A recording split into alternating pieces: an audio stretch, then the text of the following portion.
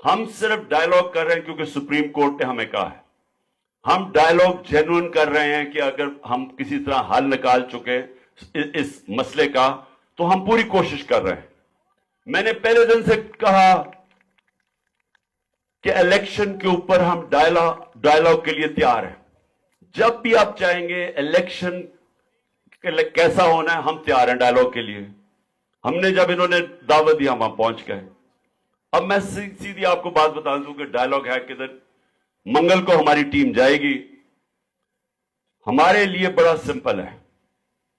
अगर आपने 14 मई से आगे, अगर आप 14 मई के अंदर अपनी असेंबलीज डिसॉल्व करते हैं, हम एक ही इलेक्शन के लिए तैयार हैं आपके साथ। और वो एक नेशनल इलेक्शन हो जाए, हम समझते हैं कि हम तैयार हैं। और वो इसलिए हम तैयार हैं क्योंकि हम समझते हैं कि ठीक है, पाकिस्तान की बेहतरी इस वक्त ये है कि जितनी जल्दी यहां इलेक्शन होगा उतनी जल्दी पॉलिटिकल स्टेबिलिटी होगी, उतनी जल्दी हमारी मायशत बेहतर होगी और उतनी बेहतर हम अपने लोगों के हालात बेहतर कर सकेंगे जल्दी। ये हमारा, इसलिए हम चाहते हैं कि इकट्ठे इलेक्शन हो जाएं। लेकिन ये जो कह रहे हैं कि जी पहले हम बजट पास करेंगे उसके बाद असेंबलीज डिसॉल्व करेंगे, इसमें मुझे बदनीयती नजर आ रही है।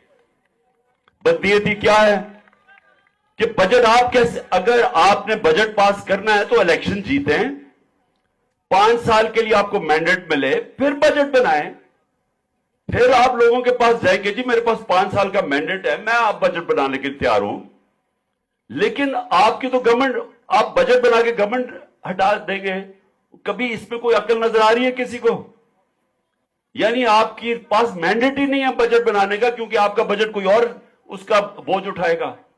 इसलिए जिसने भी बजट बनाना है उसको पहले इलेक्शन लड़ना चाहिए, इलेक्शन जीत के आना चाहिए, और वो ही असल बजट होगा। क्योंकि वो बजट पर सोच समझ के बताएगा कि उसे 5 साल अवाम का सामना करना पड़ना है, वो बजट बनाएगा। तो ये हमारे से बदनीयती ना करें कि जी बजट के बाद हम असेंबली डिसॉल्व करेंगे, क्योंकि ये हमें कबूल नहीं है। 14 से पहले अगर आप असेंबलीज डिसॉल्व करने के लिए तैयार हैं तो हम भी ज्वाइंट इलेक्शन के लिए तैयार हैं। अगर आप नहीं हैं तो सुप्रीम कोर्ट कह बैठा है कि पंजाब का इलेक्शन 14 हो रहा है और उसके बाद हम सीधी तरह सुप्रीम कोर्ट में जा रहे हैं दूसरे पख्तूनख्वा के इलेक्शन के लिए। तो हम फिर अपने 2 सूबों में इलेक्शन करवा लेंगे, क्योंकि सुप्रीम कोर्ट ने क्या है, आइन ये कहता है कि 90 दिन में होना चाहिए, ये हमारा राइट है, ये आइन भी कहता है। तो इसलिए अगर ये आपको कबूल नहीं है अपनी असेंबलीज डिसॉल्व करने की 14 से पहले, हम दोनों अपने सूबों के अंदर इलेक्शन करवाएंगे। पंजाब में तो डेट दे चुका है सुप्रीम कोर्ट। आखिर में मैं अपनी सारी आज कौम को,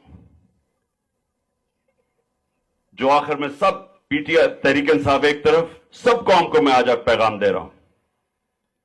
पीर को 1 मई है, 1 मई, जिसको लेबर डे कहते हैं, इस्लामाबाद में, पेशावर में और लाहौर में हम अपने मजदूरों के लिए सबसे पहले तो हम एक रैली निकाल रहे हैं।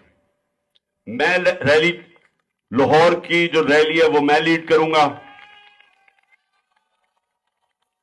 लाहौर की जो रैली है वो लिबर्टी से मैं शुरू करूंगा और वो हम पैदल की हमारी रैली होगी और वो इंशाल्लाह हम नासिर बाग तक जाएंगे। और 1 बजे, पीर को 1 बजे मैं वो लीड करूंगा। उसी तरह 1 बजे शाह महमूद कुरैशी इस्लामाबाद की रैली लीड करेंगे और परवेज खटक पेशावर की रैली लीड करेंगे। इस रैली का दूसरा मकसद क्या है? आइन बचाओ और पाकिस्तान बचाओ। आइन के लिए, उसके तहफ्फुज के लिए, अपने मुल्क की जमहूरियत के मुस्तकबिल के लिए, यह दूसरा हमारा पॉइंट होगा रैली का, कि हमने अपने मुल्क के आइन के लिए खड़े होना है। और सारी कौम को, मैं वकीलों को, खास तौर पे पाकिस्तान के वकला को मैं दावत दे रहा हूं कि आपने हमारे साथ मिलकर रैली में शिरकत करनी है। और उसके बाद मैं सारा तनख्वाहदार तबका पाकिस्तान में जो महंगाई में पिस चुका है, मजदूरों से लेके जो तनख्वाहदार है, जो आज एक साल के अंदर जो हुकूमत ने जिस तरह की महंगाई की है, जो रुपया 35% अपनी खरीदार की कुवत खो बैठा है, मैं उन सब लोगों को दावत दे रहा हूं अपनी रैली के लिए कि ये हमारा पुरअमन रैली के अंदर हमारे साथ निकले, ताकि जो यहां इक्तदार में बैठे हुए उनको पता चले कि आपका तो पैसा बाहर पड़ा हुआ है, आपके तो पैसे डॉलर्स में पड़े हुए हैं, आपको तो कोई नुकसान हो ही नहीं रहा है जब पाकिस्तान की तबाही मच रही है, और आपने तो फिर बाहर भाग जाना है।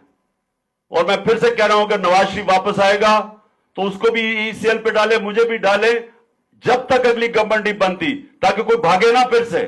हम भगौड़े बहुत देख चुके हैं, हमें भगौड़े नहीं चाहिए इस मुल्क में, हमें चाहिए जिनका जीना मरना इस मुल्क में हो, ताकि इलेक्शन के बाद यही रहें। मुश्किल वक्त में सारे बाहर भाग जाते हैं।